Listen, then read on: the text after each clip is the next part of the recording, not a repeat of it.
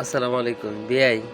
পরে তো ওই যে ফিউজ দুটা পাল্টানে পরে ঠিক হয়েছে যে চার্জ হচ্ছে, কিন্তু এখন হচ্ছে এই যে যে সুইচটা, পাওয়ারের যে সুইচটা, এই পাওয়ারের সুইচটা যে এই অন আছে, অফ করলে যে বন্ধ হবে না, আইপিএস তো বন্ধ হইতেছে না।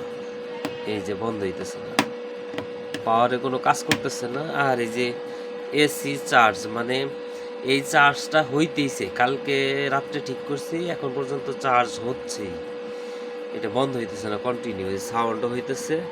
এখন যদি পাওয়ার বন্ধ করে দেই, এই যে এখন যদি এই যে পাওয়ার বন্ধ করে দেই, তাহলে এই যে দেখেন এখানে লেখা আসতেছে আইপিএস।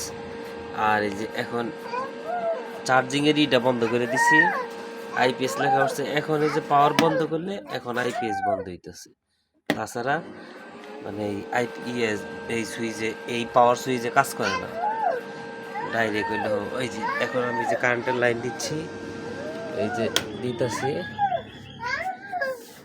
এই যে চার্জ কন্টিনিউ চার্জ হইতেইছে।